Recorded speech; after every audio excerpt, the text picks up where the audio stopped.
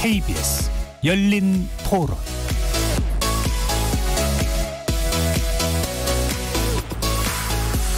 안녕하십니까. KBS 열린 토론 정준희입니다.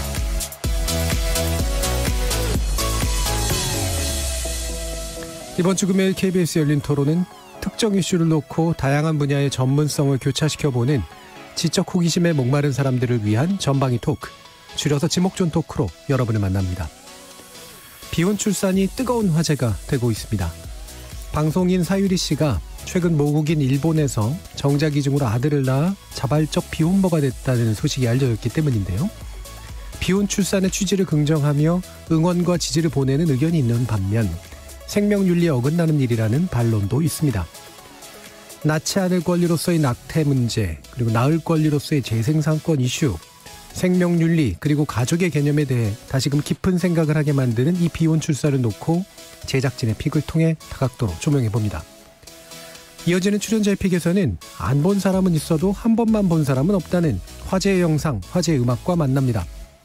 유튜브에 공개된 지 석 달도 되지 않아 무려 3억 회 시청을 기록한 한국관광공사의 홍보 영상, 우리가 흥의 민족이라는 걸 알리는 신개념 판소리 그룹 이날치 밴드의 범 내려온다가 그 주인공입니다.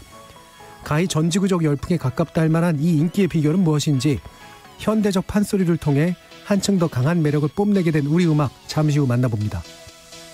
KBS 열린 토론은 여러분이 주인공입니다. 문자로 참여하실 분은 샵9730 누르시고 의견 남겨주십시오. 단문은 50원, 장문은 100원의 정보 이용료가 붙습니다. KBS 모바일 콩, 트위터 계정 KBS 오픈, 그리고 유튜브를 통해서도 무료로 참여하실 수 있습니다. 날카로운 의견과 뜨거운 참여 기다리겠습니다. KBS 열린 토론 지금부터 출발합니다. 살아있습니다. 토론이 살아있습니다. 살아있는 토론, KBS 열린 토론. 토론은 라디오가 진짜입니다. 진짜 토론, KBS 열린 토론.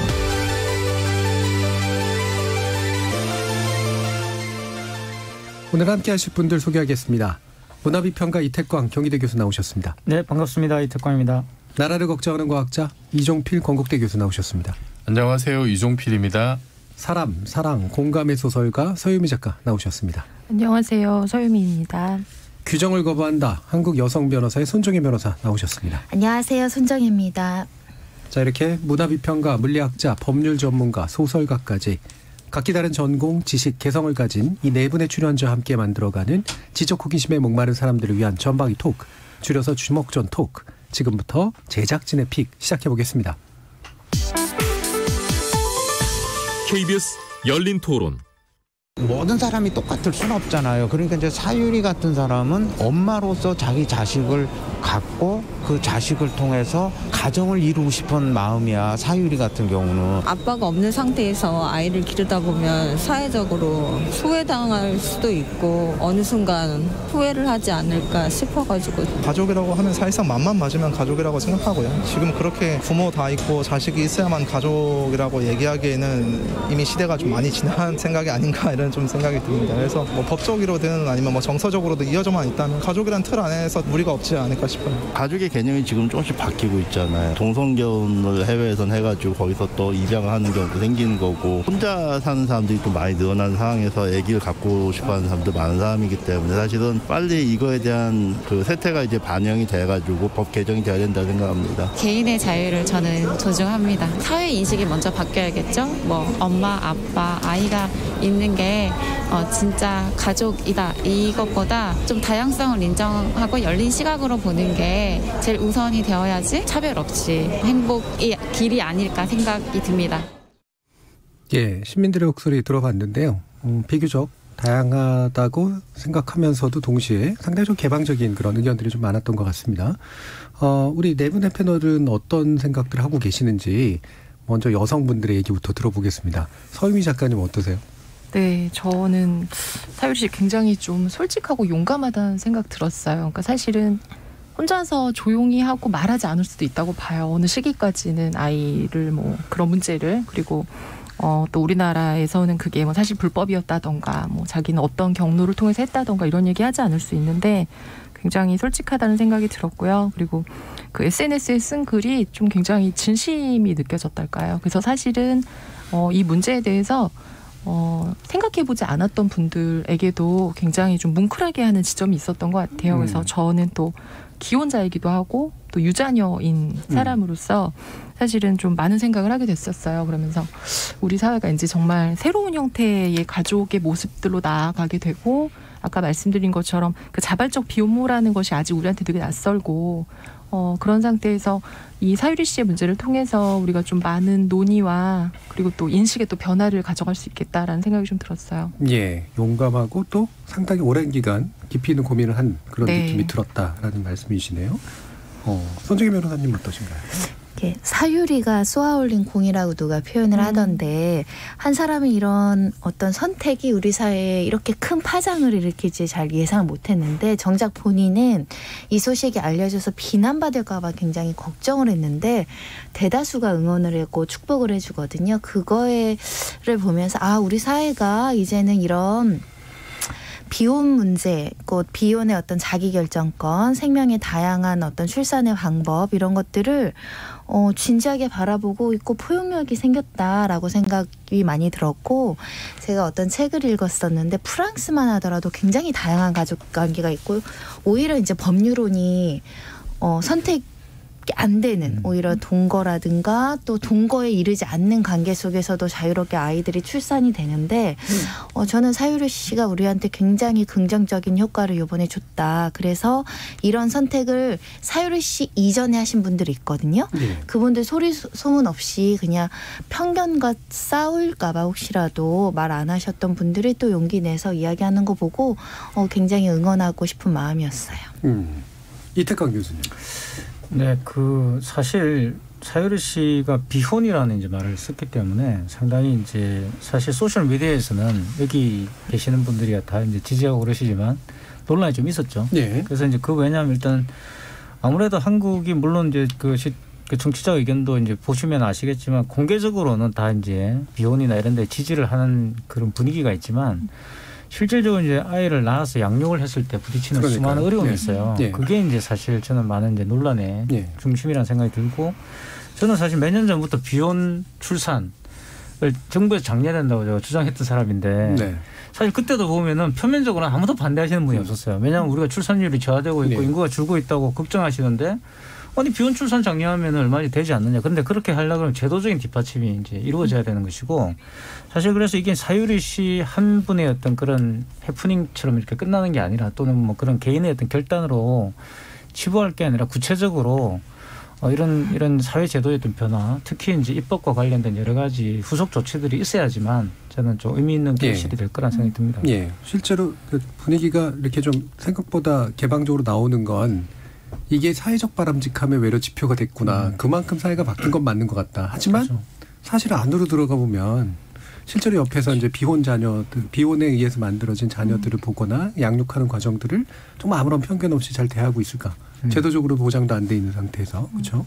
그런 생각 저도 많이 들었는데 이종필 교수님은 저는 지금 현재 이제 혼자 살고 있는 사람으로서 미래는 비혼은 아니죠. 그걸 뭐라고 개념 규정해야 될지 모르겠는데 어쨌든 그냥 저는 이제 지금 혼자 살고 있는 사람인데 사유리 씨가 이제 얘기했던 말 중에 꼭 결혼해야 되느냐. 그다음에 사랑하지 않는 사람을 급하게 찾아서 결혼하는 것은 어려웠다. 이런 말들이 이제 저한테도 굉장히 이제 와닿았거든요. 아직도 저는 이제 저한테 이제 주위 사람들이 물론 저를 애정해서 왜 결혼 안 하느냐, 안 할 거냐. 끝까지 혼자 살 거냐 이제 이런 질문들 많이 하는데 근데 참 저도 이제 그런 질문들에 대한 답변하기가 상당히 좀 피곤하기도 하고 어렵기도 하고 좋게 받아들여 주시네요. 애정한다고. 근데 이제 사유리 씨 같은 경우에 정말로 본질적인 어떤 그 질문을 던진 것 같아요. 꼭 결혼해야 되느냐. 이게 우리가 사실은 한국 사회가 참 이렇게 여러 가지로 힘든 한편으로는 방역도 잘하지만 또 한편으로는 뭐 흔히 말하는 헬조선이라는 면들도 있고 그 속에서 굳이 우리가 한국은 또 이제 집안 대 집안의 결합으로서의 어떤 결혼이라는 또 의미도 있고 해서 그렇게 개인을 희생하면서 내가 지금 하는 일 다 포기하면서까지 결혼 생활 해야 되느냐라는 어떤 뭐 불만들 이런 것들이 좀 많이 쌓여 있었던 것 같은데 사유리 씨의 이런 행동이 굉장히 그래서 참 용기가 있었던 것 같고 그리고 2007년에 그 허수경 씨가 이제 좀 비슷한 경우가 있었잖아요. 그 13년의 차이 그 13년 동안에 상당히 좀 많은 그 인식의 변화가 있었던 것 같아요. 2007년에는 이렇게까지 적극적으로 이렇게 그 응원하고 이러지는 않았던 것 같은데 그 사이에 참 많은 변화가 있었다는 생각이 들고 저도 이제 사실 이제 한 가지 좀 우려되는 거는 다들 말씀하셨습니다만 이게 그 나중에 그 지금은 다 축하한다고 하는데 이게 나중에 그 아이한테 또 다른 어떤 그렇죠. 차별의 굴레로 작용하지 않을까.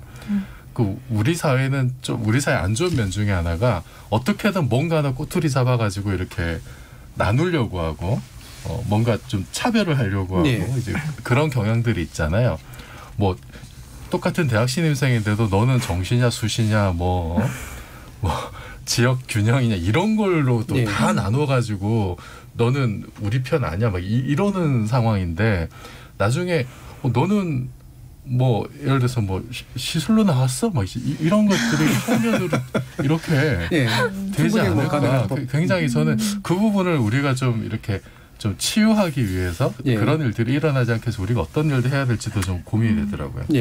지금 송악산 777님은 세계 최저 출산율을 기록하고 있습니다. 비혼 출산을 지원해야 됩니다라고 이태강 교수님의 말씀에 적극 찬성 의사를 보여주셨는데요.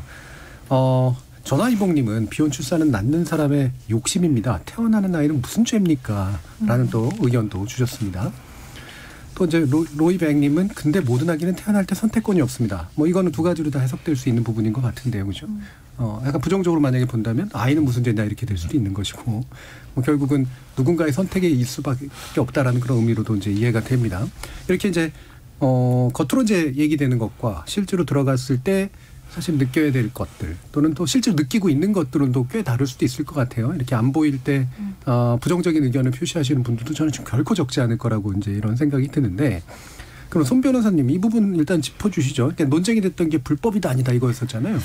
그러니까 정확하게는 이제 사유리 씨가 한국은 불법이어서 일본 가서 했어요라고 말하면서 논란이 된 거예요. 근데 정확히 법을 찾아봤더니 생명윤리법과 모자보건법에 이렇게 이런 시술을 통해서 임신할 수 있는 절차는 마련했는데 항상 전제가 결혼한 여자가 이제 이런 시술을 했을 때는 이런 절차로 뭐 서면 동의를 받아야 된다. 그걸 받지 않으면 뭐 형사처벌 규정까지 있어요. 그러다 보니까 이건 불법이다 이렇게 됐는데 바로 보건복지부가 성명을 내면서 그거 불법 아니다. 다만 입법의 공백에 불과할 뿐 그 자체가 불법은 아니라고는 했지만 산부인과 학회에서 내려온 지침에는 또 의사들한테 그걸 금지해놨거든요. 사실상 못하는 거죠. 그리고 국내는 정자은행도 몇 개 없을 뿐만 아니라 이게 이제 또 우리가 과거에 아픈 항우석 사태 때문에 생명윤리법이 굉장히 강화되고 규제가 많이 들어왔는데 난자를 제공하는 사람한테 일정 부분 뭐 예를 들면 차비라든가 보상을 해주는 건 허용을 해주는데 정자를 기증하는데 뭐 보상을 해준다거나 뭐 지원을 해준다는 것 자체를 또 금지하고 처벌하게 해놨어요. 범죄로 처벌을 해요. 그러다 보니까 사실상 그러면은 정자를 기증받아서 또 1회 그 난자를 보관하는데 뭐 300만 원 정도 들어간다고 하더라고요. 그런 시술을 보험 적용 없이 하는 것이 사실상 어렵다. 그러니까 사실상 어려운 거죠. 사실상 법이 그걸 전제하지도 않았을 뿐만 아니라 굉장히 불친절하게 그거를 해야 된다라는 어떤 예외 규정까지 상정해서 제도를 만들지도 않았고 의사 선생님들도 금지하는 걸 해줄 리가 없는 거죠. 그래서 이렇게 얘기를 하더라고요. 법이 금지는 안 해놨지만 사실상 못하게 했죠. 하라고 하지는 않는다. 그리고 핵심은 이제 지원하는데 이제 결국은 이게 이제 난임에 관련된 것들이기 때문에 결혼한 부부만 난임 관련 지원을 받을 수 있어서 실상 막대한 비용이 든다. 근데 게다가 이제 의사들 차원에서의 어떤 윤리 지침은 사실상 못하게 또 해놓은 상태고 법이 금지한 건 아니지만 이렇게 불법이다라고 얘기할 수는 없으나 사실상 어렵다라고 이제 얘기할 수밖에 없는 그런 조건. 그러니까 이게 저도 한번 찾아봤는데 배우자의 서면 동의를 받도록 돼 있는데 배우자가 없는 경우에 대한 뭔가가 없나 봐요. 예, 사례가 없죠. 네, 그래서 이때는 이제 그냥 해석을 하는 건데 그 보건복지부에서는 이제 그 배우자가 없는 경우에는 별도의 서면 동의가 불필요하다라고 이제 해석을 한 것 같아요. 그런데 실제로 이제 그 일이 벌어지는 산부인과에서는 이제 지침으로 나와 있는 게 그런 어떤 보조생식술 시술 대상자를 이제 법률혼 부부에서 최근에 이제 사실혼 관계까지 이제 확대를 했다고 합니다.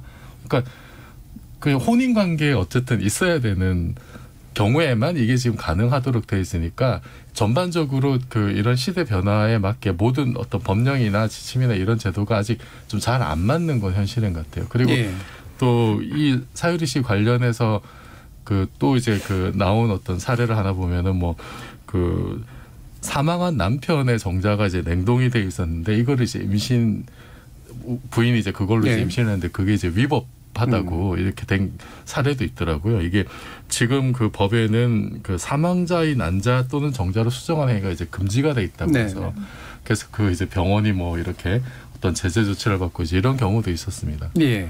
자, 이렇게 현실적으로는 이제 확실히 좀 막혀 있는 이제 이런 상황에서 외국의 사례를 또 다시 한번 좀 살펴봐야 될 것 같은데 1205님은 프랑스 신생아 60%가 비혼 관계로 출생합니다. 우리나라도 결혼 아닌 연애나 동거 등의 비혼 관계가 자유롭게 출산하는 시대가 열려야 합니다. 이대로 가다간 저출산으로 한민족이 멸종될지도 모릅니다. 라는 그런 의견을 주셨는데요. 이게 이제 물론 60%가 비혼 관계다라고 했을 때 이게 이제 제가 알기로는 여기서 말하는 그냥 비혼이 아니라 혼외 관계까지 다 포함한 이른바 혼외 자식까지 다 포함한 그런 케이스라고 듣긴 했는데 명확하게 범주화가 돼 있는 것 같지는 않아요. 근데 많이 보셨을 거 아니에요, 태극 교수님.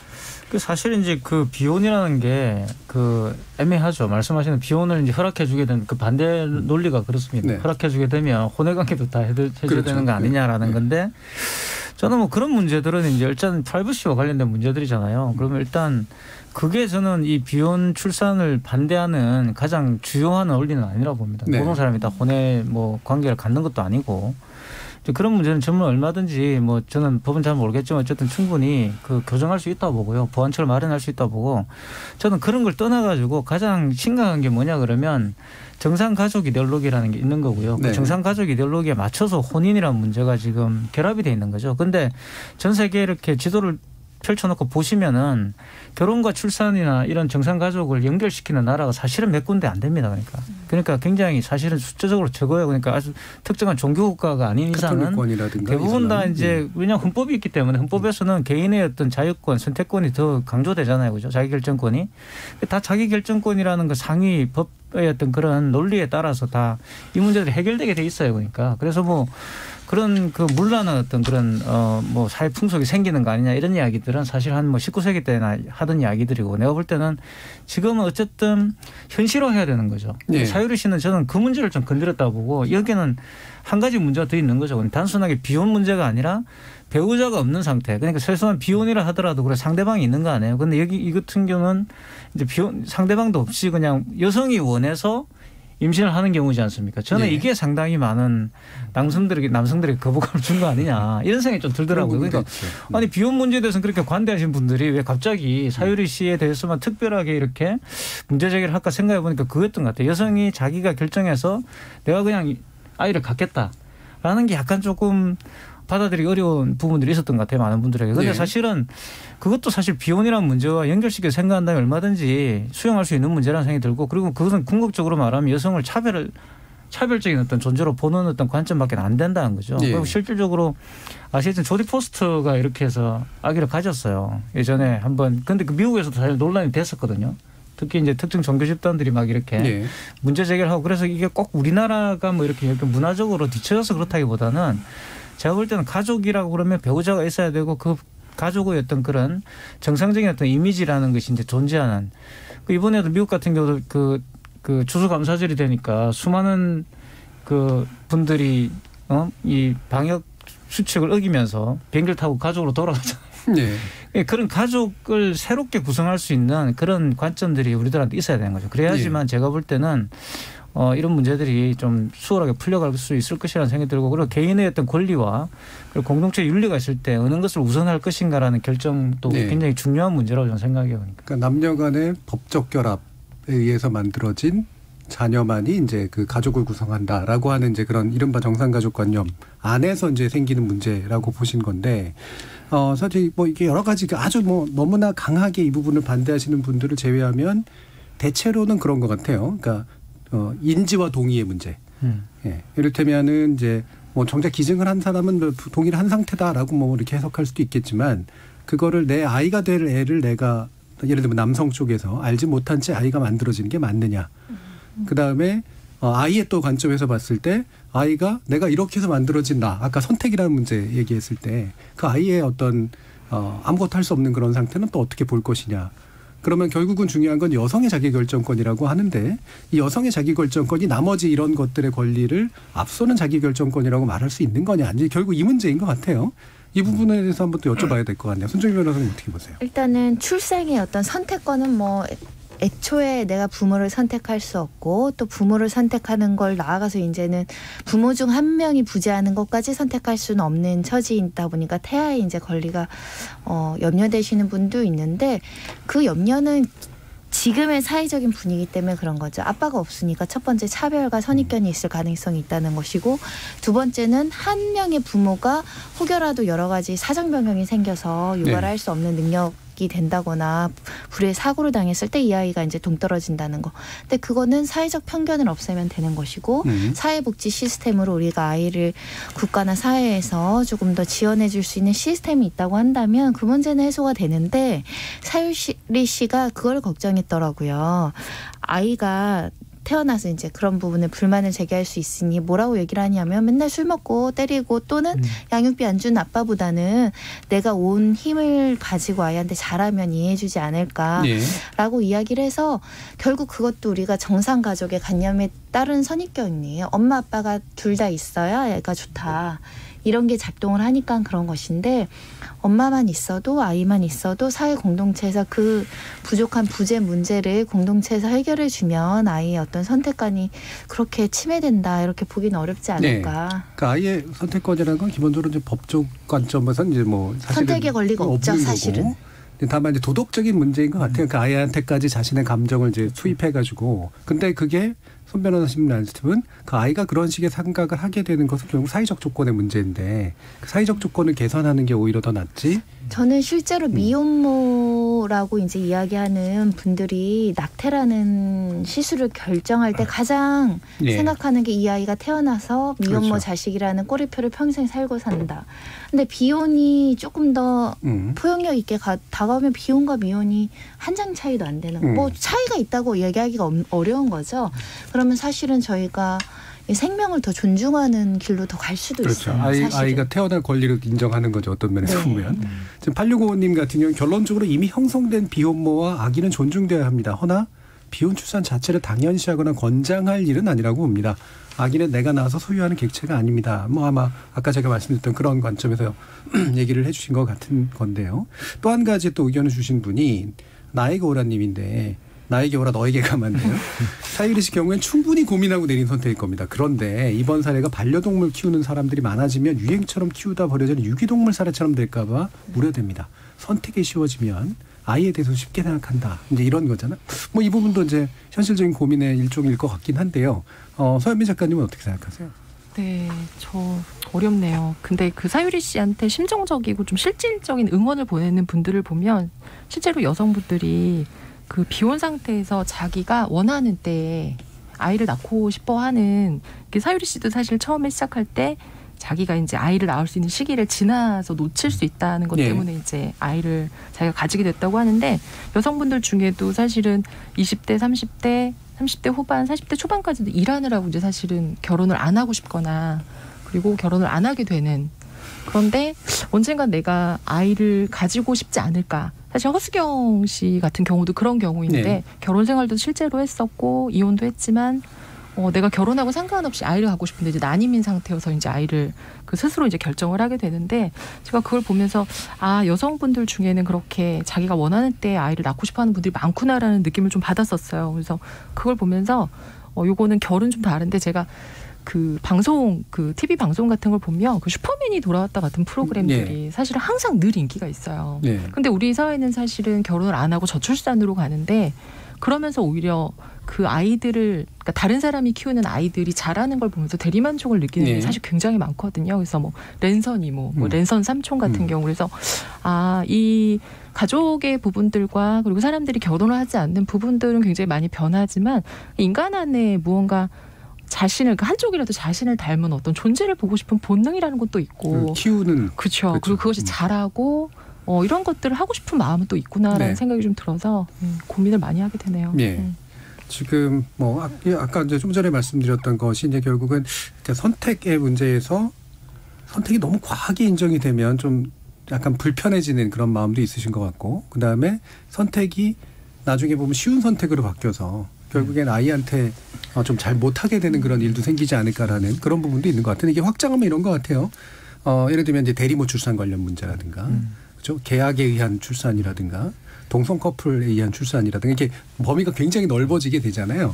이런 부분들에 대한 고민들이 있으신 것 같은데 K73688165님은 비혼 출산 말도 안 되는 반인륜적 반사회적입니다. 이러다가 앞으로 남성의 비혼 출산도 인정해야 할 것입니다.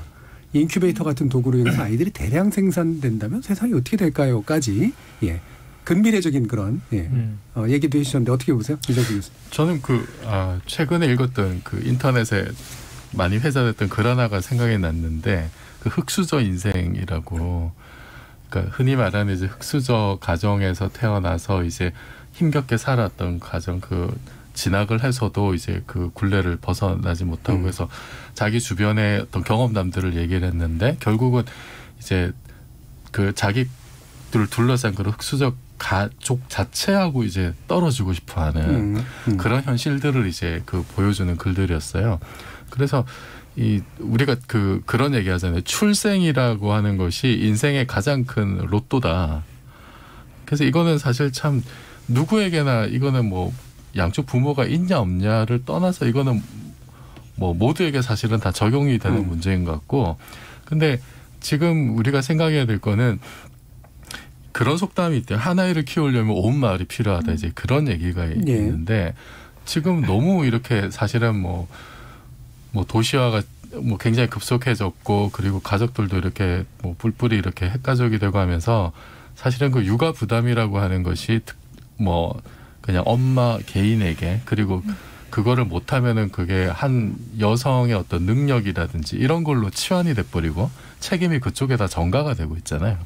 근데 그거는 굉장히 우리가 한 사회 공동체를 만들어 나가는 관점에서는 상당히 좀 부당한 면이 있고 우리 인류가 원래 그렇게 진화해오지 않았다고 제가 이제 들었는데 그런 면에서는 아버지가 없으면은 뭔가 힘든 인생을 살 것이다라고 하는 것 자체가 굉장히 어떤 무리한 결론을 사실 낸 거라고 보거든요. 그거는 아버지가 있어도 힘든 경우들이 많기 때문에 특별히 폭력적이지 않다 하더라도 그래서 오히려 더 문제는 아버지가 있냐 없냐의 문제가 아니라 정말로 이 흙수저 금수저의 그런 사회 경제적인 요인들이 훨씬 더 밑바닥에서 작용할 가능성이 많다는 거고 그거를 제거하기 위한 어떤 노력들 그럼 아버지가 없기 때문에 겪어야 되는 여러 가지 불편함들을 어떻게 그러면 사회가 커버해 줄 거냐 이런 쪽으로 논의가 가야 되지 않느냐 생각이 하나 들고요. 둘째로 이렇게 이제 이게 선택권이 넓어졌을 때 여러 가지 이제 우려한 것도 이제 예를 들어서 남자 같으면 정말 이렇게 대리모를 통해서 내가 아기를 가지겠다 이런 생각 가질 수도 있죠. 그리고 예를 들어서 지금은 정자나 이런 거 받을 때 이제 그냥 기부만 허용되고 금품 수수는 다 이제 안 돼 있는데 근데 사실 예를 들어서 우리 이렇게 지적이고 매력적인 이태강 교수님 내가 정자를 이렇게 받고 싶다. 이런 약간 이상한 여성분들 중에 그럴 수 있잖아요. 그러면은 이제 이태강 교수님한테 내가 저기 금품을 좀 줄 테니 어떻게 좀 이렇게 뒤로 이렇게 좀 아마 이렇게 불법인데 이렇게 밀거래 비슷하게 이런 것들이 좀 이제 생길 수도 있지 않을까. 그렇죠. 그러니까 좀 이제 심하게 말하면 이게 정자 쇼핑 내지는 이제 유전자 쇼핑의 형태로 정말 베이비까지 똑똑한 사람, 돈 많이 번 사람 아니면 이제 연예인 같은 외모를 가진 그러니까 흔히 우리가 얘기하는 우월한 유전자라는 표현 많이 쓰잖아요. 그 우월한 유전자를 가졌다고 여겨지는 세인의 평판을 받는 그런 사람들의 정자나 난자만 이렇게 모아서 어떤 거래 시장이 형성이 된다라든지 이제 이런 거는 사실 좀 우려할 만한 여지가 있어요. 그래서 저는 그게 우려된다고 해서 이걸 다 금지하는 것보다는 이거를 열어두고 그런 예상되는 어떤 문제 소지들을 좀 줄여나가는 방향으로 지금부터 좀 대응을 해야 되지 않을까 싶습니다. 근데 이게 실제로 이 브로커가 엄청 많다는 거 아니에요? 2012년인가 15년에 이런 이미? 사이트를 124건을 처벌하고 브로커들 다 형사처벌한 전례가 있어서 이 상업적으로 거래를 못하게 해놓으니까 이제 난자, 정자를 주고받는 브로커들이 굉장히 활기를 친다는 거고 우리 청년경찰이라는 영화 보면 막 난자 막 불법적으로 막 채취하고 이렇게 하잖아요. 그래서 사실은 공공정자은행 이야기 굉장히 많이 나오고 미국은 아예 그 상업적 정자은행이 허용이 돼서 허용을 해주고 있거든요. 그래서 사실 저희는 너무 규제하니까 이게 브로커들이 판을 치고 실제로 지금은 그걸 돈 주고 이제 필요하신 분들이 난임 부부들 많이 한다라는 거거든요. 그래서 수요는 있는데 공급을 탁 막아놔서 문제예요. 제가 우려하는 건 그거죠. 미국은 말씀하신 것처럼 이미 있어요. 그러니까. 그래서 사고 팝니다. 그러니까 그런 모델이나 뭐 이런 매혈도 있고요. 그래서 굉장히 좋은 유전자의 아기를 낳기 위해서 뭐 진짜로 매매를 하는데 저는 그거는 우리가 따라가야 될 모델은 아니라고 봐요. 그래서 저는 이게 그러니까 우려하시는 분들의 그 주장들도 충분히 저는 그 의미가 있다고 보거든요. 왜냐하면 충분히 그런 위험이 있어요. 그러니까 임명을 경시할 이유가 있는 거죠. 왜냐하면 몇 주 전에 아마 굉장히 슬픈 소식이 하나 있잖아요. 입양한 아이를 이렇게 살해한 그런 입양모 사건이 있는데 그런 분들이 실제로 있는 거죠. 그러니까 그렇기 때문에 우리가 걱정을 할 수밖에 없죠. 이것도 그냥 마치 이렇게 반려동물도 그러면 안 되는데 마치 반려동물처럼 이렇게 하게 되는 문제가 생기는 거 아닌가 하는 건데 저는 그게 산업화의 문제점이라고 보는 거죠. 그래서 이건 더더욱 국가가 관리해야 되고 심지어는 보시면은 영국 같은 데는 우리는 제가 굉장히 의아하게 생각하는 게 아무나 가셔가지고 낚시를 막 하시잖아요. 우리는. 근데 영국은 낚시가 라이센스 없으면 못합니다. 그러니까. 물고기도 함부로 못 잡아요. 그러니까 입양도 예를 들어 반려동물 입양도 아무나 해주지 않아요. 저는 그때 유학생이었는데 저는 반려동물 입양할 수가 없어요. 가가지고. 가면은 너는 뭐냐 학생이다 그러면 안 줘요. 그러니까 아예 반려동물 입양을 안 시킵니다. 그러니까 와서 얘가 무슨 짓을 할지 또 한국인이잖아요. 얘가 가져가 먹으려고 그러나 이런 생각을 할 수도 있고 전 그것 때문에 참 괴로웠는데 그때. 그런 게 있죠. 그러니까 얘네들이 그러니까 어쨌든 그건 편견이고 레이시즘이지만 어쨌든 그런 것들 보면서 제가 굉장히 기분 나빴지만 정말 이 사람들이 하는구나 뭔가를 실천하는구나 이런 생각 들었어요. 그러니까 당연히 비혼 출산이라든가 이런 걸 할 때는 저는 심사를 엄격하게 해야 되고 이와 관련된 그거는 하라고 지금 보건복지부가 이런 데가 있는 거 아닐까요? 신청을 하면 심사를 해서 이 사람이 그걸 충분히 키울 수 있다는 걸 증명을 하면 입양자에 대한 검증을 하듯이 허가제로 이제 해야 되는 거죠. 그러니까 그 기본적으로 그런 식으로 해서 일정하게 심사를 해서 이제 그렇게 허가를 한다든가 그렇게 하면 돼요. 충분히. 그러니까 이걸 상업화해 가지고 이걸 사고 파는 식으로 가버리면 상당히 저는 이제 위험하다. 굉장히 위험하고 특히 한국의 특징상. 있어요.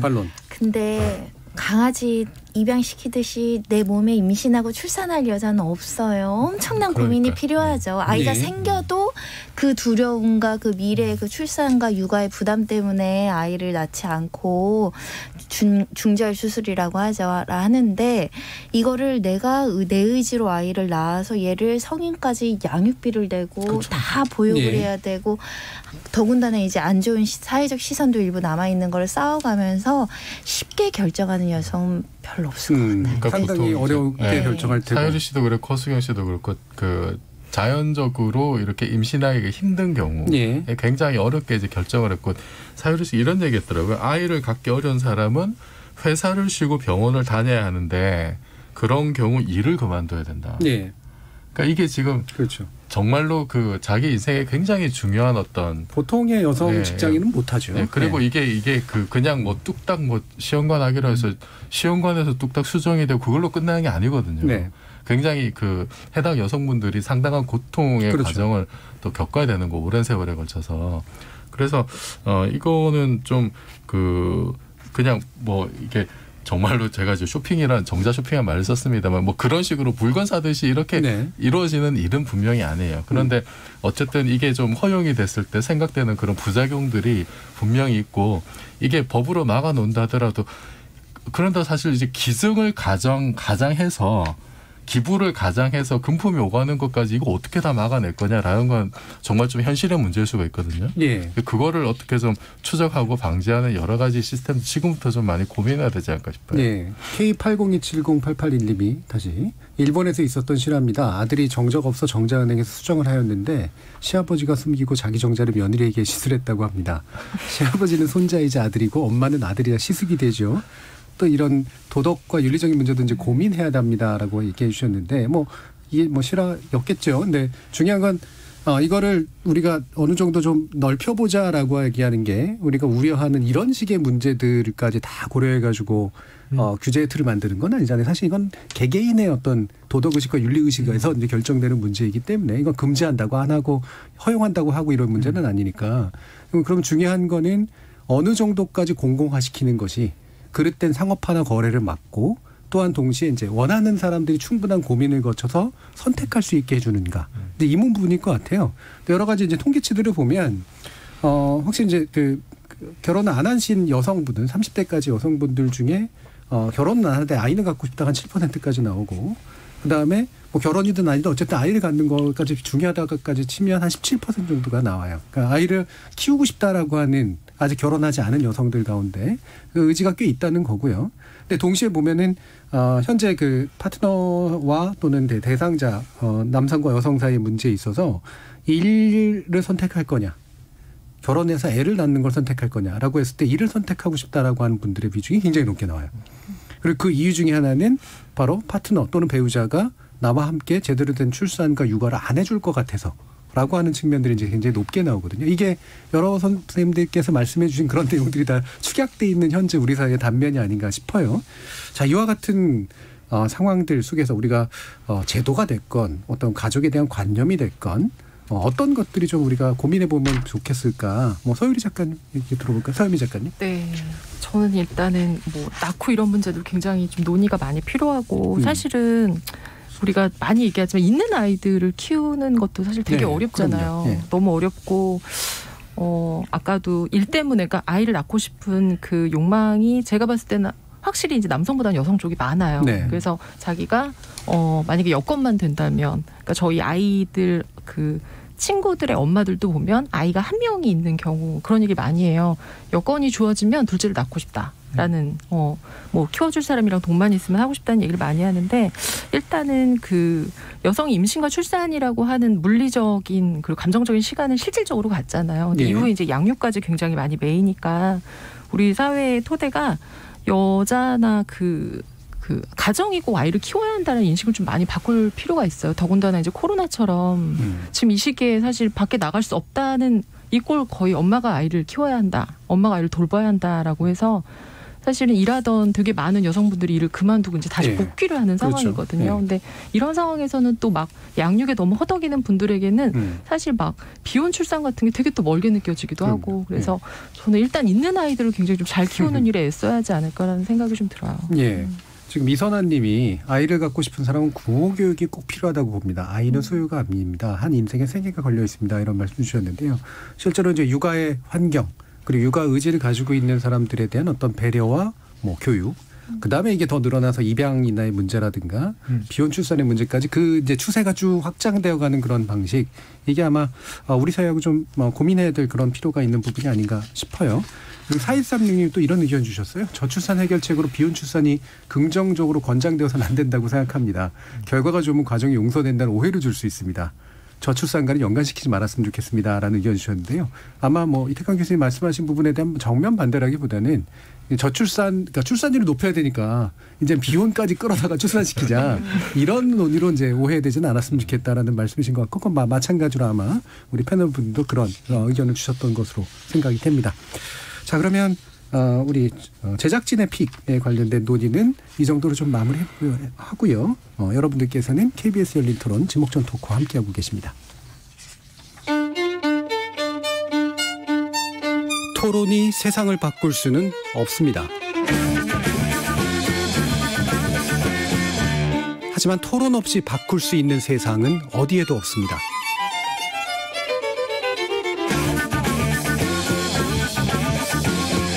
세상의 선한 변화를 갈망하는 당신. 정답이 아니라 질문의 힘을 믿는 당신. 우리 KBS 열린 토론에서 만납시다.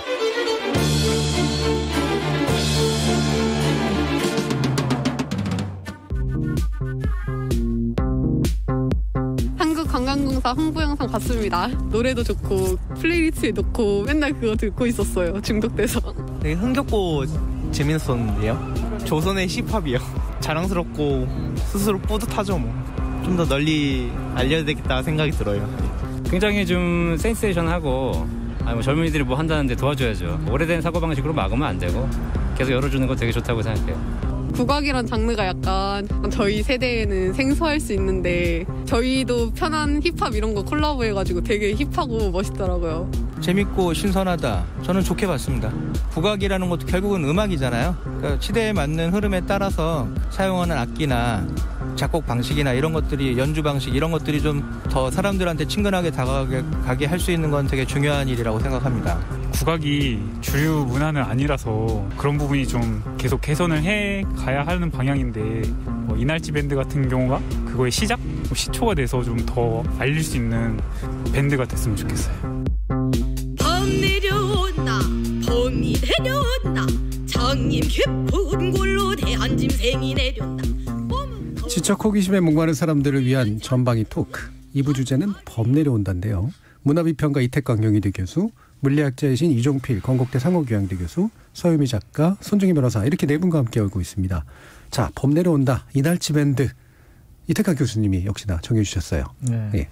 사실 뭐 우리 코비드 때문에 코로나 바이러스 때문에 우울한데 올해는 이 노래가 우리를 즐겁게 해준 거 아닌가 싶어요. 그러니까 각 그 년도별로 한 곡씩 있었는데 올해는 이 노래라는 생각이 들고 심지어는 그 10대들 사이에는 수능 금지곡으로 지정될 정도로 이 노래 듣는다고 공부를 안 한다고 그래가지고 예. 수능생들은 수험생들은 이렇게 듣지 말아라 이렇게 금지를 내렸다는 그 우스개가 있을 정도거든요. 이 노래는 왜 제가 이걸 선택했냐 그러면 사실 이전에 과거에 우리가 한국적인 것에 대한 논쟁이라든가 예. 또는 뭐 한류라든가 여러 가지 이야기들이 있었는데 하나의 그 패턴을 이제 이 노래도 역시 보여주고 있거든요. 예. 그러니까 다시 무슨 말인가 그러면 한국적인 것이 무엇인가라는 질문을 했을 때 그에 대한 전형성을 보여주는 대표적인 노래고 그리고 우리가 앞으로도 계속 이제 이런 비슷한 콘텐츠를 만들어 갈 때 참고해야 될 어떤 그런 성공 사례라고 저는 생각하고요. 그러니까 우리가 강남 스타일부터 지금 이날치에 예. 내려온 데까지 쭉 보시면은 하나의 큰 코드가 있습니다. 그러니까 여기는 BTS나 사실 약간 블랙핑크가 약간 좀 이제 예외적이지만 어쨌든 그 기본적인 어떤 한국적인 것을 구성하는 어떤 키치성이라는 게 있죠. 기본적으로. 예. 그리고 특히 이 노래 같은 경우는 제가 볼 때는 그냥 우연하게 된 것처럼 보이지만 사실은 그렇지 않고 장영규 씨라는 프로듀서가 아주 제가 볼 때는 기획을 해서 아주 성공한 그러니까 아마 예감을 했을 것 같아요. 이 노래가 나가면은 분명히 성공을 할 것이다. 반응이 있을 거라고 생각을 했던 것 같은 했을 거라고 저는 생각을 하는데 왜냐하면 이분이 이미 싱싱이라는 이 비슷한 어떤 밴드를 이미 만들었습니다. 그렇죠. 그래서 우리는 그때 강남 스타일이 이제 성공하고 그 다음에 또 BTS가 이제 막 이렇게 부상하고 있을 무렵에 했는데 이미 이제 그 카네기 홀에서 공연을 했어요. 네. 그러니까 처음에는 NPR이라는 굉장히 이제 그런 인디펜던트 뮤직을 이렇게 소개해주는 예. 그런 공영 라디오 방송이죠. 그렇죠. 이런 그 열린 토론 같은 그런 방송에 예. 나가서 이제 그런 걸 소개하는데 거기에서 이제 관심을 끌어가지고 나중에 카네기홀까지 가서 공연합니다. 카네기홀은 사실 아무나 가서 공연할 수 있는 곳은 아니죠. 우리로 치면 세종문화회관 같은데. 그렇죠. 그래서 이게 이제 어떻게 보면 고급 문화로 소개된 거예요. 그러니까 그 미국 내에서 그냥 네. 그런 어떤 방식의 대중문화로 소개되기보다는 약간 특이하면서 뭔가 이렇게 아리송한 그런 이제 음악으로 소개가 됐던 것이고 거기서 굉장히 이제 많은 관객들을 확보하게 됐고요. 그래서 아마 그런 경험을 토대로 해서 이건 된다고 생각해서 일단 한 것 같아요. 그리고 이제 그래서 굉장히 그 어느 정도의 그런 이미 시장성을 조사해 가지고 거기에 대해서 기획된 노래라는 것이고 기획된 상품이라는 거죠. 또 한 가지는 뭐냐 그러면 이 보통 일반적으로 우리는 이제 그 외국의 어떤 음악들을 가져와 가지고 우리가 뭐 예를 들어서 우리가 전통 가요로 부르는 트로트 같은 게도 사실은 외국의 음악이죠, 그죠? 그걸 가져와서 이제 우리가 거기에다 뭐 가사를 이제 우리식으로 만든다든가 이런 식의 방식으로 음악을 만들어 왔는데 이 이날치의 범이 내려온다 같은 경우는 반대로 간 거죠. 말 그대로 그냥 말 그대로 포장만 바꿨어요.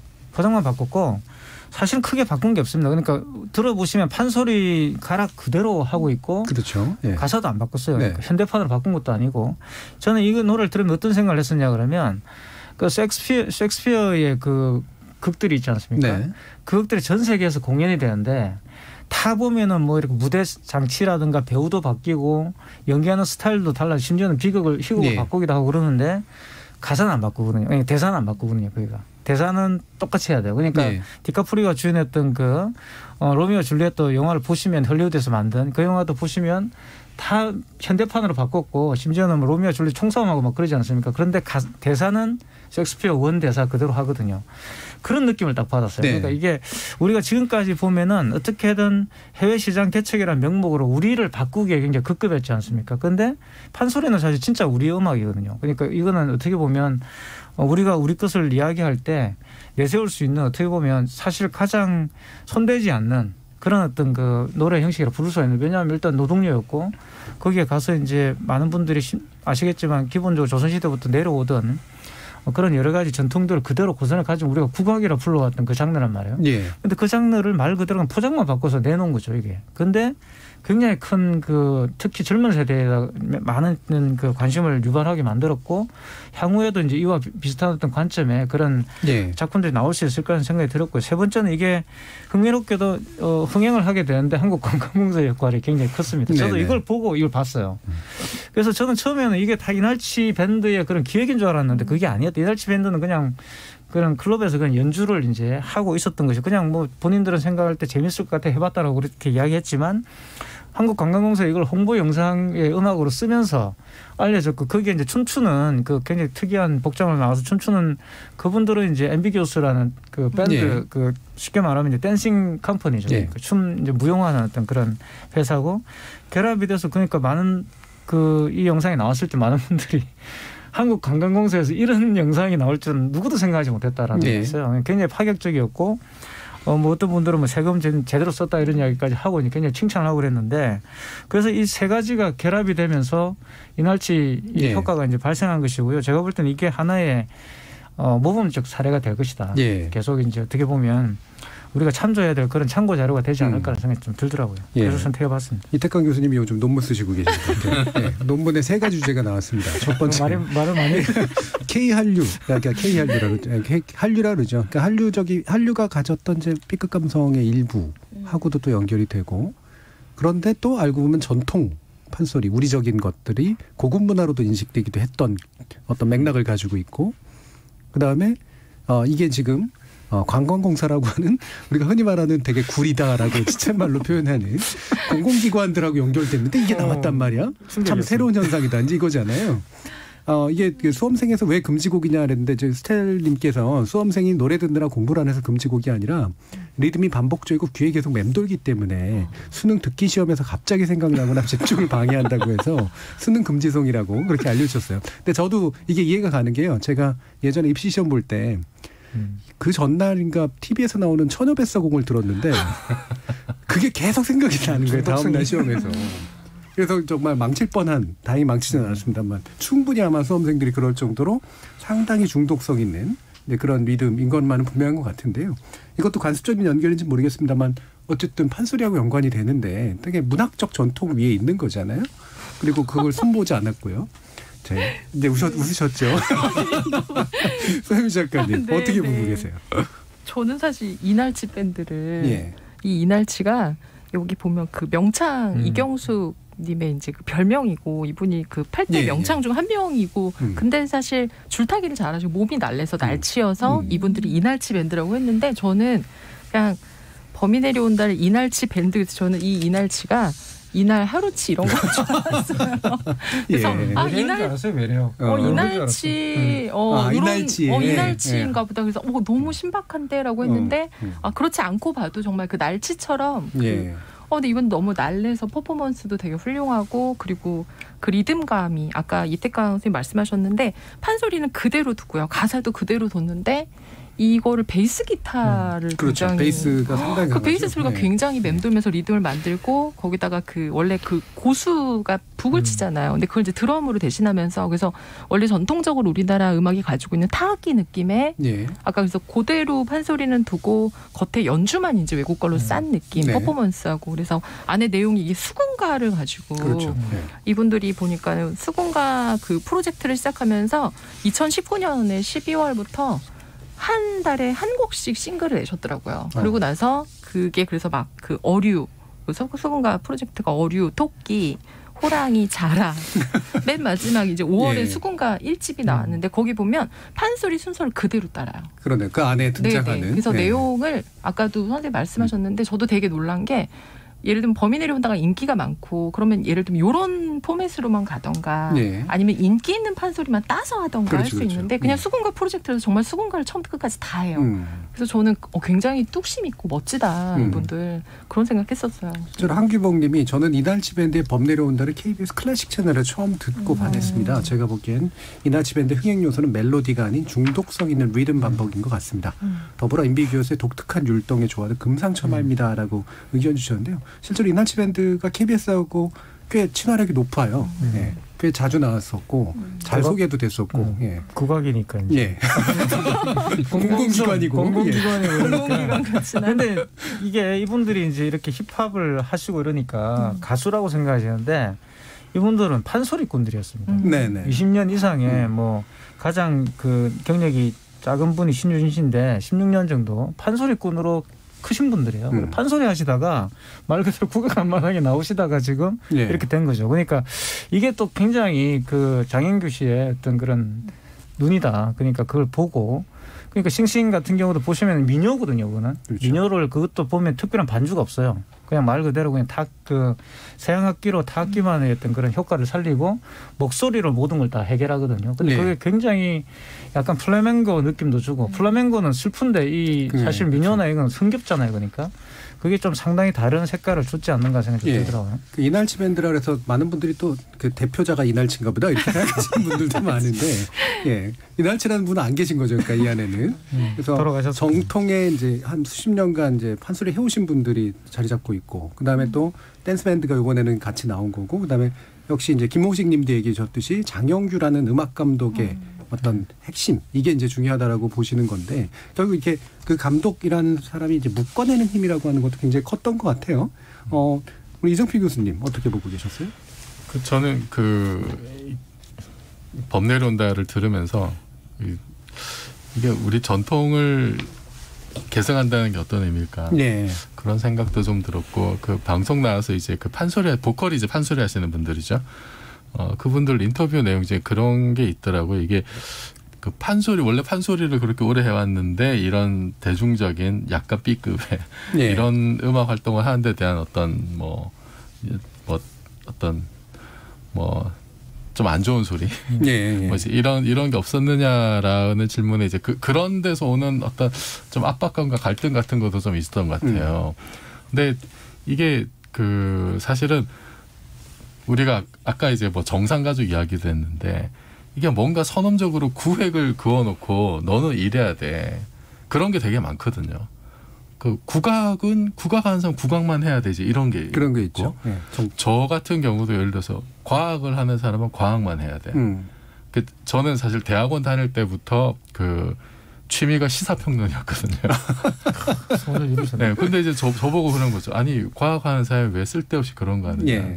왜 쓸데없이 나라 걱정하느냐. 뭐 이제 이런 얘기도. 근데 똑같은 취미 활동도 클래식 음악을 듣는 사람들한테는 고상한 취미라고 그래요.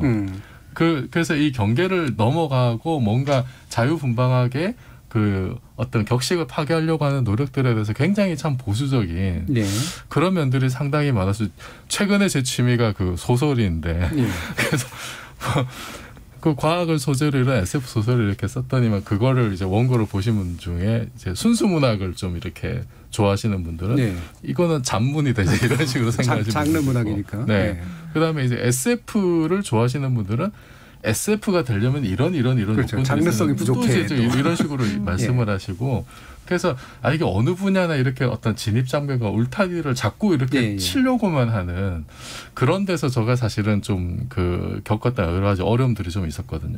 그런데 이날치 밴드가 이렇게 성공하는 거 보고 이렇게 경계를 넘어서 뭔가 좀 울타리를 박차고 나가서 성공하는 모습들 이게 사실 저 개인한테는 굉장히 좀 희망과 용기를 준 면이 있어요. 그러니까 앞으로는 특히 이제 뭐 4차 산업혁명시대 얘기를 많이 하는데 이게 결국은 지금 바뀌고 있는 시대에서 요구하는 능력이라고 하는 게 경계를 뛰어넘고 새로운 것들을 융합을 하고 이제 이런 능력이거든요. 그래서 저는 이날치 밴드가 앞으로 또 이런 비슷한 어떤 벽 허물기, 새로운 시도들 이런 게 좀 많이 나왔으면 좋겠습니다. 순혈주의 또는 분과주의 뭐 이런 것들에 대한 나름대로 상처도 꽤 많으셨던 것 같은데. 굉장히 많죠. 흔히 그러잖아요. 네 본업이나 잘하라고. 과학 되게 잘하시나요? 열심히 논문 쓰고 있습니다. 지금. 그렇죠. 이 중에는 본업에 제일 충실하실 것 같은 손정혜 변호사님 어떠세요? 저는 이거를 뉴스를 통해서 처음 들었어요. 봤다고 해야 정확하죠. 근데 제가 어떤 생각이 들었냐면 여기도 공사에서 만든 영상인데 요즘 지자체랑 공사 이런 데서 만드는 영상이 고퀄리티예요. 그러니까 예전에는 막 되게 촌스럽고 자본이 안 들어가서 이렇게 좀 퀄리티가 그런가 했는데 요즘에는 기관장 나오고. 웬만한 광고회사 대형 기획사들이 막 만든 것처럼 굉장히 훨씬 더 저예산에 효과적으로 이렇게 홍보를 하는 걸로 봐서는 이게 우리나라 공공기관에 계신 이 홍보팀들이 굉장히 열심히 하신다라는 걸 알게 됐고 특히 이번에 그 영상 자체가 좀 굉장히 젊은데 우리나라의 특색이 잘 어우러져서 이렇게 저항 없이 그냥 쓱 볼 수 있다라는 점. 그리고 판소리하면 저 같은 음치는 어떤 약간의 거부감이 있냐면 그 노래를 따라 부를 수가 없어요. 고음을 못하니까. 근데 이거는 좀 익숙하게 저희가 뭐 따라 부를 수도 있고 흥얼거릴 수도 있고 해서 젊은 사람들 또 나이 많으신 분들은 또 추억도 있으시니까 그래서 좀 다양하게 어울릴 수 있지 않을까 해요. 이창복 님이 범 내려온다 그냥 보기만 하다가 실제로 춤을 춰보니 많이 힘들더군요. 굉장히 신나는 음악이지만 따라하기가 어렵다라고 말씀 주셨고요. 마이너스 원님은 킥킥킥 하시면서 전 지금의 이종필 교수님의 모습이 좋아요라고 해주셨습니다. 고맙습니다. 그리고 김호식 님이 몇 번 메시지 주셨는데 유튜브 가서 보시면 알겠지만 이날치에 주목하고 많이 알린 건 KBS 서울이 아니라 KBS 전주입니다. 아무래도 KBS 전주에서 판소리 관련 프로그램이 많은 것도 한 이유일 수 있겠네요 하셨네요. KBS 서울은 KBS 전주의 성과를 날름 집어먹은 셈이겠네요. 그거를 다시 한국관광공사가 꽃을 피워준 그런 셈인 것 같습니다. 지난번에 KBS에서 나훈아 콘서트 선풍적인 폭발적인 사랑을 받았는데 3차 대유행이 또 오고 있고 연말에 좋은 분들 못 만나서 아쉬운데 제대로 한번 이렇게 기획해 주시면 이것도 나훈아 콘서트 못지않은 콘서트가 될 것 같은데요. 저희 PD님이 약간 찔리셨는지 같은 회사 아니냐고 반론을 펼쳐주셨는데 소개까지는 해드렸습니다. 근데 이게 유튜브에 보시면은 각 지역별로 지금 다 있습니다. 노래가. 그게 이제 서울에 해당되는 게 지금 범 내려온다 어떤 거고요. 부산도 있고. 인왕산이 있으니까 부산은 더 다른데 제가 이제 부산에서 오래 살아가지고 사실 그것도 제가 누가 그 영상 감독이었는지 제가 정말 대단한 픽을 했다고 생각이 들어요. 물론 이제 정서를 많이 보여줬지만 그 용궁사라는 그 절이 있거든요. 해동용궁사라는. 사실 그 절이 되게 재밌는 절이에요. 그게 한국 절이지만 사실 이제 이 남방 쪽 영향을 많이 받아가지고 절이 약간 특이하죠. 부산에는 특이한 절이 많이 있죠. 동명불원이라고 또 희한한 절이 하나 있고 약간 남방 영향을 많이 받았어요. 이게. 근데 거기를 가서 막 춤을 추니까 너무나 잘 어울리더라고요. 그리고 스님도 이렇게 마당 쓸다가 갑자기 나와서 같이 추시고 뭐 이런데 근데 기획이 된 건지 아니면 정말 그냥 그 인프로바이 그냥 그 자리에 이루어진 건지 잘 모르겠지만 되게 재밌었고 그래서 각 그 도시별로 하나씩 다 있고요. 그리고 지금 안동편이 또 하나 나와가지고 안동도 되게 재밌습니다. 보시면은 그래서 처음에는 이게 기획이 말 그대로 이제 한국으로 오십시오라고 이제 그렇게 한국관광공사에 기획을 했다 그러더라고요. 근데 이게 제가 그걸 보니까 그 인터뷰를 보니까 그런데 이제 지금 팬데믹이라서 올 수가 없잖아요. 그러니까 이제 그냥 필로 바꾼 거예요. 그냥 한국의 리듬을 느껴라라고 이제 바꾼 거죠. 그것도 하나의 신의 한 수였다는 생각이 들고 그래서 굉장히 저는 굉장히 어떻게 보면 위기를 이제 기회로 만든 그런 하나의 또 사례라는 생각이 들더라고요. 저는 이제 또 어떤 생각이 들었냐면은 우리가 흔히 이제 그러잖아요. 와, 우리는 왜 조상이 물려준 게 없을까? 그렇죠. 로마 가가지고 네, 이태리 가면 쟤네들은 조상 잘 만나가지고 저렇게 관광으로만 먹고 사는 나라인데 우리는 뭐 자금성에 비해서 경복궁이 크지도 않고 막 맨날 이런 얘기를 많이 하는데 지금 이날치 밴드의 법내론들을 보면은 아 이게 우리 조상님들이 참 물려준 게 많구나. 이런 뭐 판소리 자체도 그렇고 텍스트 스토리도 그렇고. 우리의 그 뭐 흥이나 끼 이런 것도 그렇고 우리가 어떻게 이거를 다시 해석을 하고 가치 매김을 하느냐에 따라서 이게 조상 탓을 할 수도 있고 아니면 조상 은덕이라고 할 수도 있는 좀 그런 어떤 사고전에 계기가 됐으면 좋겠다는 생각이 들고 그리고 사실 저는 그 이날치 밴드의 그 음악 자체도 되게 좋지만 그 춤 있잖아요. 이게 그냥 그 음악만 들었을 때랑 이제 뮤직비디오 봤을 때하고 또 완전히 좀 느낌이 다른데 그 앰비겨스 댄스 컴퍼니의 그 이제 흔히 말하는 근본 없는 춤 내지는 그 상당히 상상할 수 없는 그 의상 이게 그 아까 말씀하셨지만 이 그 아주 수려한 풍광들 배경으로 이게 나오는 게 너무나 언밸런스예요. 그냥 보기에는. 약간 그 강남 먹자골목 같은 데서 이렇게 호객하는 사람들 같은. 풍경은 굉장히 아름다운데 완전 내셔널 지오그래픽인데 거기 나오는 어떤 춤사위들은 이거는 정말 방금 말씀하셔서 진짜 뒷골목에서나 볼 법한 상당히 언밸런스한 복장과 춤사위가 이게 묘하게 이게 참 잘 맞아떨어지네. 이게 제 생각에는 그래서 이게 어떤 새로운 파괴의 이야기이지 않을까 하는 생각도 들더라고요. 그래서 이 보통 이날치 밴드만 기억하는데 이 저기 앰비겨스 댄스 컴퍼니도 좀 같이 기억했으면 좋겠어요.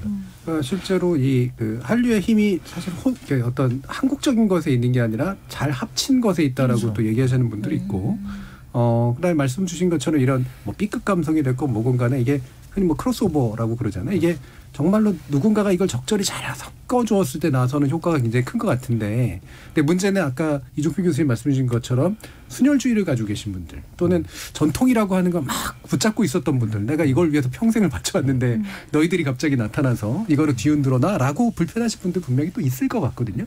순수문학을 하시는 입장에서 서영미 작가님 어떻게 생각하세요? 순수하신가요? 제가 열심히 듣고 있습니다. 장르문학을 하시는 입장에서. 근데 저는 그 이날치 밴드가 표방하는 것 자체가 사실 좀 재미있는데 이분들이 원래 원했던 게 막 국악의 세계화 이런 게 아니잖아요. 그렇죠.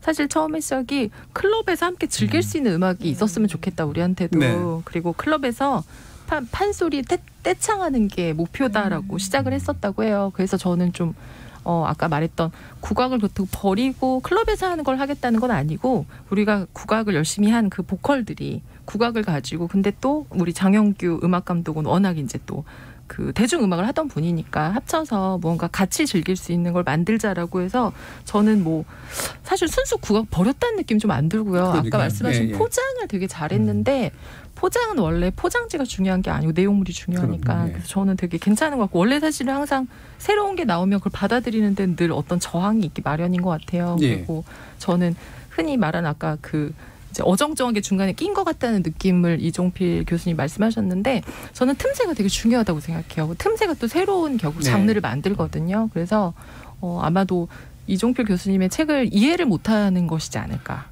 라는 생각이 좀 들어요. 고맙습니다. 카르마 국뽕님이 입자 물리학을 찬양하라 만세라고 의견을 주셨습니다. 갑자기 입자 물리학으로 다시 돌아가시면 안 되는데. 그리고 김미숙님은 이날치 밴드의 음악은 무릎을 탁 칠 만큼 아주 참신하고 신선했어요. 기특하고 미래가 밝은 아주 멋진 젊은이들입니다라는 그런 의견들을 주셨는데, 이런 젊은이들 보시는 이태강 교수님 마음으로. 아니 근데 정말 저는 이걸 들으면서, 그러니까 제가 참 나이를 많이 먹었다는 생각도 들지만 제가 옛날 그리스에 간 적이 있었는데 거기에서 젊은이들이 모여서 노는데요. 자기들 전통가요를 부르면 전통 음악을 가지고서 놀더라고요. 그러니까 우리처럼 이렇게 뭐 미국 음악이나 미국 음악도 사실 지역 음악이죠, 그죠? 모든 음악은 사실 지역 음악입니다. 그게 이제 보편화되는 건데, 근데 거기에 가서 뭐 젊은이들이에요. 나이 드신 분들이 아니라. 근데 그분들이 자기들 그 민요 같은 걸 막 부르면서 이렇게 노는 그 놀이가 있더라고요. 이렇게 남녀가 이렇게 올려서 막 노고 폴카 춤 같은 것도 막 추고. 저희 굉장히 충격받았어요, 제가. 그때 뭐 한창 뭐 글로벌라이제이션 이런 거 논의되고 있을 때였는데 젊은이들이 그걸 가지고 놀고 있더라는 게 굉장히 신기했고 저는 술 마시면서 그런 걸 막 놀고 있더라고요. 그래서 우리는 참 저런 음악이 왜 없을까? 네. 왜 젊은이들은 그냥 이렇게 어떻게 보면 힙합이나 팝송이나 이런 것만 듣고 그런 걸 가지고만 계속 놀고 있을까? 우리도 분명히 뭔가 있을 것 같은데라고 생각했는데 이 노래를 듣고 그때 제가 그리스에서 느꼈던 게 딱 떠오르더라고요. 그래서 우리도 드디어 이제 이런 걸 하는 거구나 생각이 좀 들었고 그래서 그런 면에서 이게 판소리라고 한다면 일반적으로 뭐 계속 말씀하셨지만 뭔가 좀 고리타분하고 옛날 생각이 나잖아요. 근데 이거를 완전히 이제 현대적으로 만들어서 젊은 세대도 공감할 수 있는 음악으로 만들었다는 게 정말 대단하고 그리고 이분들은 말씀하셨던 것처럼 판소리를 대중화하는 게 이제 목적이었던 거죠. 이분들 특히 젊은이들이 그걸 듣고 이제 뭐 이렇게 막 세계적으로 이렇게 막 많은 사람들이 이렇게 뭐 어떻게 해보겠다 이런 그런 뜻이 아니라 말 그대로 판소리를 클럽 같은 데서 이렇게 부르고 놀면 좋지 않겠네라고 소박한 어떤 바람이었던 거고 그게 저는 굉장히 큰 결과물을 이렇게 만들었다는 생각이 듭니다. 그래서 저는 향후에도 이제 이와 같은 그러니까 분명히 판소리나 국악을 대중화하고 또 계속 이렇게 그 현대화하려고 하는 작업들이 있었어요. 예를 들면 김수철 씨 같은 경우도 우리는 가수로만 알고 있지만 이분은 사실 기타 가지고 가야금 산조도 만들고 이렇게 많이 했었거든요. 그런데 그것이 대중과 만날 수 있는 통로가 잘 마련되지 않았는데 이날치 밴드의 성공이 사실 좀 그렇게 이런 걸로 또 대중화되는 걸로 이어졌으면 좋겠다는 생각이 듭니다. 예. 또 우리 김호식 님이 오늘 여러 가지로 중요한 정보들 많이 주시는데 앰비기어스 댄스 컴퍼니는 김보람 안무가 빼놓고는 얘기할 수 없습니다.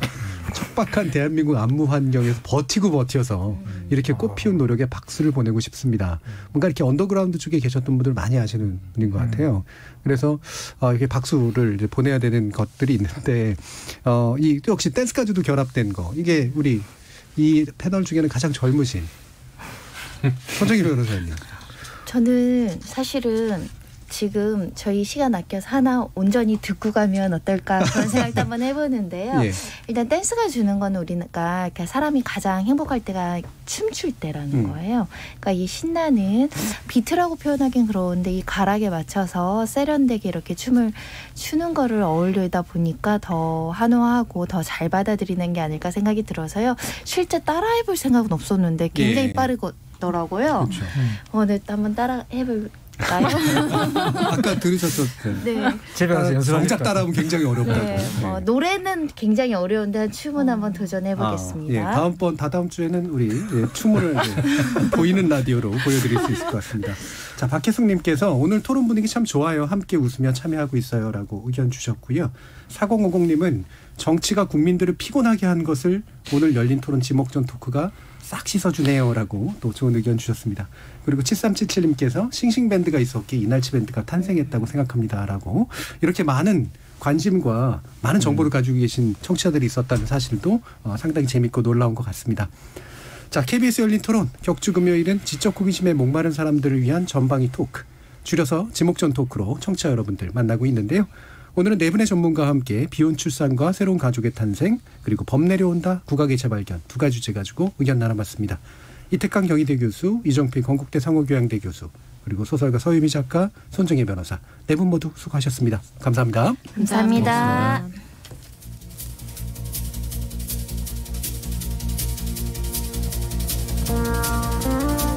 전통, 옛것 혹은 기성관념 대개 그것은 더 이상의 의미를 갖지 못할 정도로 낡아버렸거나 퇴장을 거부한 채 새 것의 도래를 억압하는 것에 불과한 것으로 비치곤 합니다. 새술은 새부대에 담으라는 말이 있듯 효용이 다해버린 그릇의 욕심은 그 안에 담길 내용물을 그르칠 뿐이겠죠. 하지만 또 우리가 잊지 말아야 할 것이 있다면 모든 술은 시간을 들여 숙성시켜야 깊은 맛이 난다는 사실입니다. 가족을 통해 지켜야 할 무언가가 있다면 새로운 종류의 가족을 만들어보는 것. 판소리가 우리 과거 속에 박제되기보다 새로운 형식을 타고 바깥으로 나가는 게 흥이라는 에너지의 본질이 아닐까 싶습니다. 지금까지 KBS 열린 토론 정준이었습니다.